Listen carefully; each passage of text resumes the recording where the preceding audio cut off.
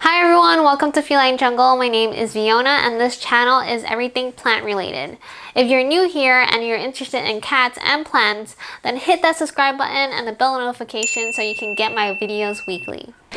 In today's video, I'm going to share the uncommon plants in my collection. There are some plants that are really hard to find in New York City, and even if you find them, they're super expensive. And I've had to find innovative ways to buy plants that won't cost me a kidney or a leg. So in this video, I'm going to show my rare and uncommon plants and how I got them at a cheaper cost or even at zero cost.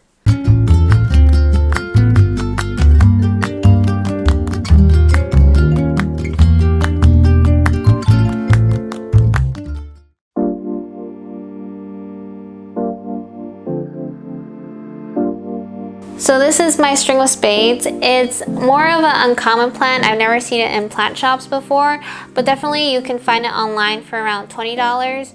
I actually got this at a plant swap for zero cost, and when I saw it I was really excited because I've never seen the string of spades before. I've seen like string of hearts, string of bananas, string of dolphins, but it was really the first time I saw a string of spades.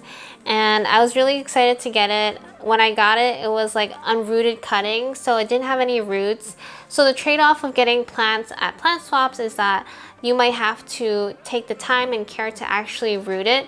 It took around 6 months to root it, and then afterwards it kind of doubled in size. So before it was like this long, and finally it started producing leaves, and right now I have it living in leca. The next plant I want to talk about, I'm really excited about. It's a wish list plant that I mentioned in my philodendron collection, and it's the PARAISO verde. So the PARAISO verde is a really beautiful philodendron that has this like kind of mosaic pattern on it of like green on green variegation. And this was a plant that Corgi Jungle had, and I mentioned it that I really liked his. So he gave me a cutting of his plant. And this plant came from the mother plant that he had. As you can see here, this is the thicker stem, and then this was grown from a growth point that was on the bottom. And that's the beauty of the plant community, because like everyone just wants to share their love for plants. So he knew that I wanted this, so he gave me a cutting. And that's also another beauty about plants, because plants keep growing, so they shouldn't be that expensive. Like for this, a market price for a mature one is around like $400, which is like insane for a plant. And a cutting this small is probably like $150. And it just shouldn't be that expensive, because like plants keep growing and you can just find like super cheap ways to find the plant that you want. When I got it, it actually only had 2 leaves on it. It had this one, which is like super variegated, and this regular one. And then after I think around a month, it gave me this other leaf that has some specks of variegation on it, and it's actually doing really well. I think it's using a lot of its energy to produce roots, because I put some moss on top, and then that encouraged it to grow roots. And there's actually 2 really thick roots that are trying to go down to the soil right now. So I think it's using all the energy to do that. I think it's uncommon because you don't see this in plant shops, and like everyone's into like variegated plants right now. So I think that's also why it's hyped up, because the like the variegation on it is very unique to the PARAISO verde. The cool part about getting plants at such a young age is that they'll be cheaper, but also you can get to see the plant grow. So for the PARAISO verde, the juvenile leaves are a completely different shape than when it's matured. The mature ones are a lot more elongated and the patterns are more prominent. And this one right now, you can see it has like these round shapes. And it's just like very cute, and you'll definitely see it grow. This is another plant that I got from a plant swap. This is the Philodendron glorious, which is a hybrid between the Melanochrysum and the Gloriosum, which are both really uncommon plants to find in the city. It's even more uncommon to find a hybrid like this. I got it from a friend. Her name is Sophie, and we actually met through a mutual friend that I met in Berlin like 5 years ago. It's crazy how things work, but Basically, she had like cuttings of her glorious and she was interested in my art. She followed me and she knew that I drew cats and plants, and she's also a cat and plant lover. So we kind of just swapped. I drew a picture of her cat Birdie, and then she gave me a cutting of glorious. And this glorious cutting was actually living in LECA. When she gave it to me, she was rooting it in LECA. So I decided to just keep it in LECA. And that was actually a challenge for me because I never grew plants in LECA in this size. I always use LECA to like root tiny Hoyas. So for me, it was a challenge. And this plant actually went to shock when I changed it into a bigger container of LECA. As you can see here, I had like some damage here, and then the tips started browning on this one. And it took like, I think 3 months for the glorious to actually transition and get used to living in like the conditions that I have in my house. And this is the newest leaf that came out. It's super beautiful, it's big, it's finally looking a little bit more normal, and there's a new growth point that is coming out here. But what I love about the glorious is that it's a hybrid, and the gloriosum is a plant that grows horizontally. It's like a runner plant that grows on the ground. So I love the texture of the gloriosum, but I don't like how the gloriosum grows horizontally, whereas the glorious actually grows vertically. So you still get like the texture of the leaves, but then you could put it on a moss pole and have it grow upwards. So that's why I like this hybrid a lot. I just looked online, so currently right now this can sell for $400 in the US. And then if you get like a cutting or something, that'll probably be like $150. And if you import it from, let's say, Asia, I think it's around like $100 something to get a plant this size. So I'm really excited that I was able to exchange one of my drawings for a plant like this.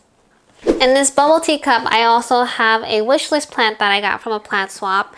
This is a variegated burle Marx that I got from Belinda, and I traded my philodendron silver pestizanum for this. This is an example of how different living conditions can affect a plant. So when she gave it to me, it was like very beautiful. I had 2 leaves on it and like 4 growth points, but she had it living in like a glass container, kind of like greenhouse environment. So when I got it, it wasn't very happy. And I had it growing in moss just like she did, and I made the bad choice of transitioning it into soil, and that's when it started to drop the other 2 leaves. So I drink a lot of bubble tea, and when I drink the bubble tea, I realized that the cups are really nice quality plastic, and I just don't want to throw it away after I drink it for like 10 minutes. So a creative way to upcycle your bubble tea cups is to use it for propagation, like how I do right here. It also comes like with a really nice lid that has a hole for your straw, which makes like a perfect hole for air circulation. So it makes like the perfect greenhouse environment for this burle Marx. And I just recently put it back in here because, as I said before, it was in soil and I realized that it was not happy at all. And right now it seems to be doing really well. The roots are actually growing and extending right now. So I think it just is focusing all its energy on producing more roots before it gives me more leaves. Belinda, if you're watching this, I'm so sorry. This happened to your variegated burle Marx. I talked a lot about all these plant swaps with these amazing plant people. I actually met them all on Instagram. And that's the beauty about Instagram. You can create your own communities. It doesn't even have to be plant related. But for me, I was able to create a local community of plant people.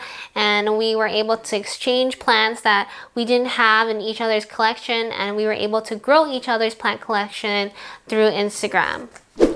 Just on the topic of Instagram, Instagram is also a very powerful tool for plant shops. And lately I've been seeing a lot of plant story sales on Instagram, and I want to show you some of the plants that I got. This is a Monstera ALBO that I got from a plant sale on Ivy's Plant Shop, which is located in Texas.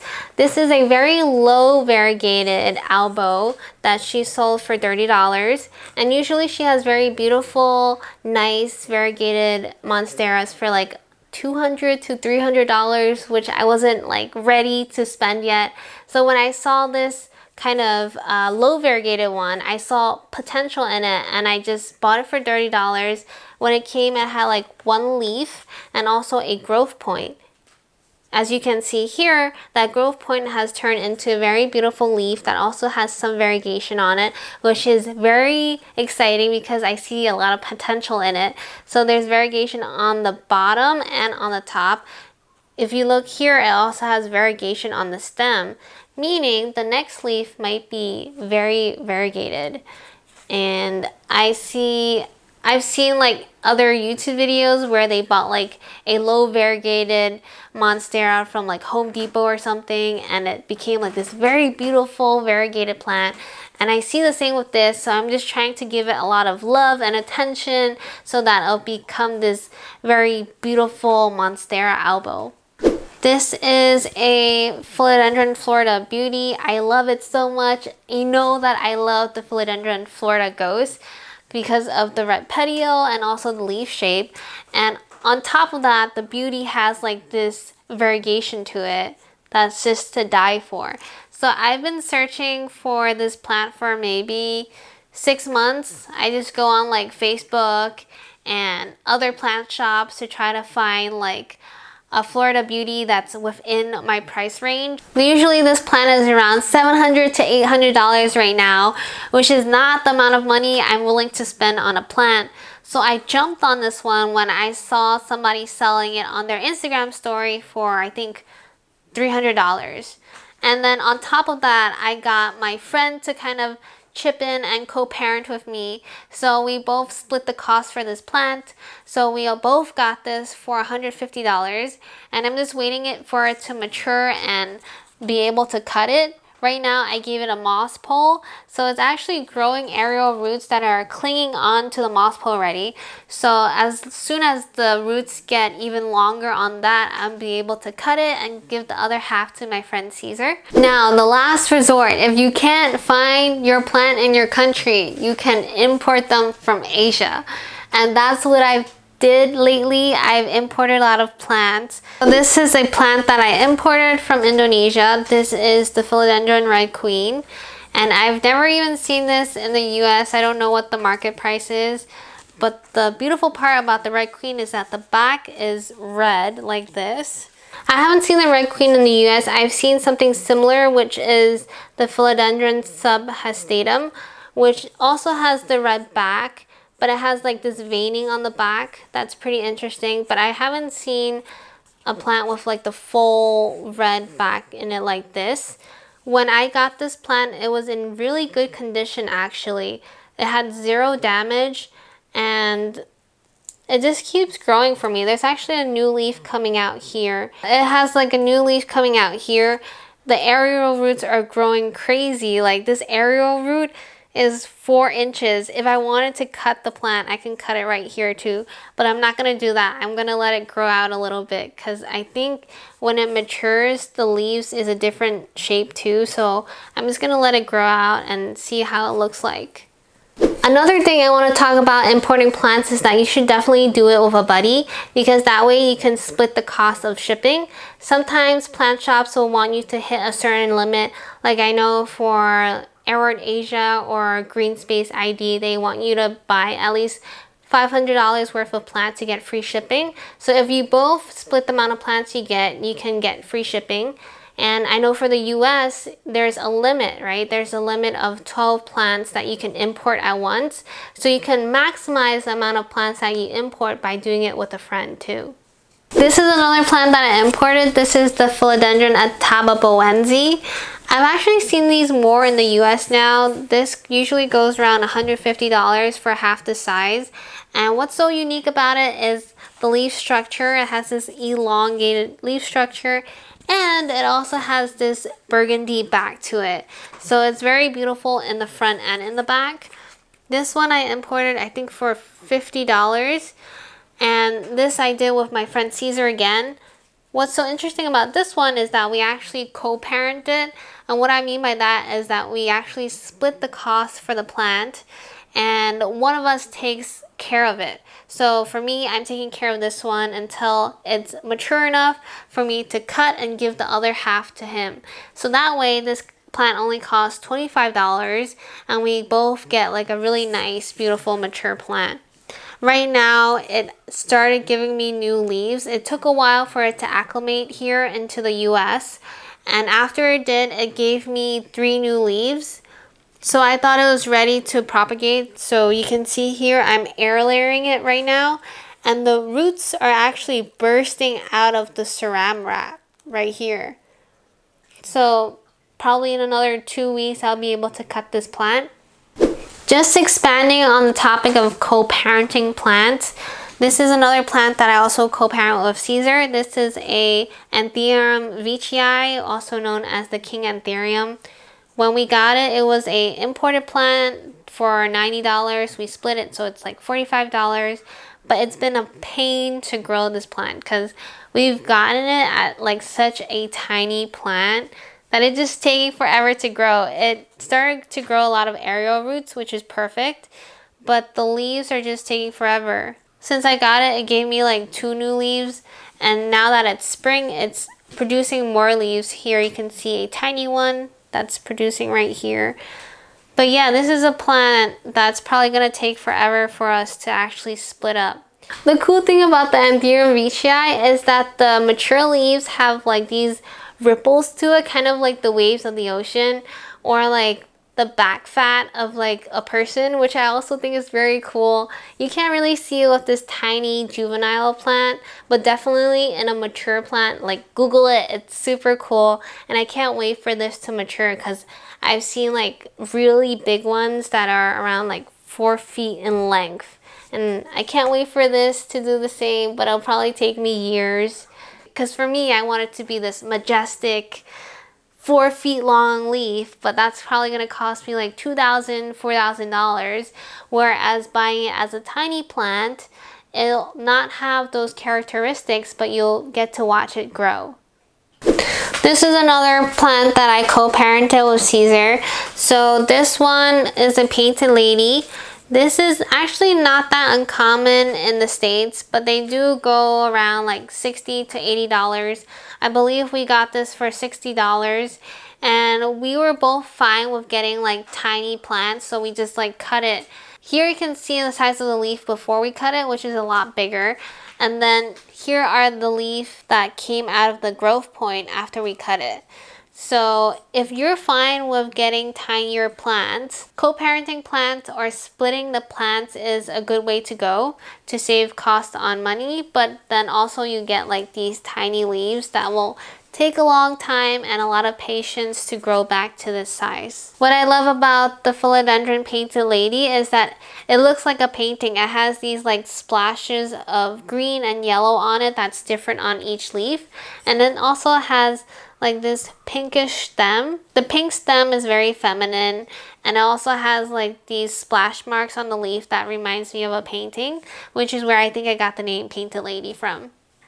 I also want to show you the newest plant in my plant collection and also the most expensive plant that I've spent money on, which is my Queen Anthurium, also known as the Anthurium warocqueanum.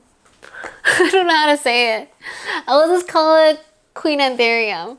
But this is a baby-sized plant, and the mature one is epic. It's like the King Anthurium, but then it has like elegant velvety leaves, not like the ripples. Instead it has like this veining on it, this kind of silver veining on it that's just really beautiful. And the leaves can grow up to like 4 feet in size. And I got this plant for $200. Here it says $250, but I waited for a plant sale and they had it for 20% off at Planted by Christie.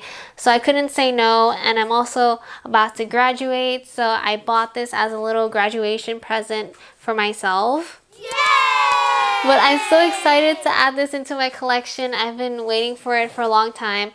It's also one of those plants that I've been researching for like 6 months to check out the market price. And I saw the same one for around like $600 to like $300, which I wasn't willing to spend the money on. And when I saw this for $200, I knew it was time for me to buy it. So I just took the leap and I bought it. I'm so happy with my purchase. As a new leaf coming out right here, and it's just about to harden. You can actually see the white silver veining developing on this one. So it's getting there. It's getting to be that epic plant that I want it to be. But I'm just so happy to have it in my possession right now. I actually have it growing in my glass dome. I kicked out my king anthurium and I gave the dome to my queen because she's my queen, and I just want to give her the best environment for her to grow like those epic leaves. And I'm just so happy about it.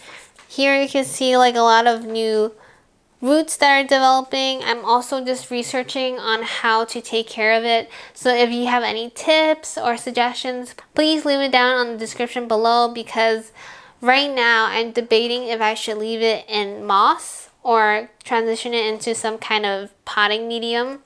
But I saw online everyone grows it in moss, so I might just keep it in moss.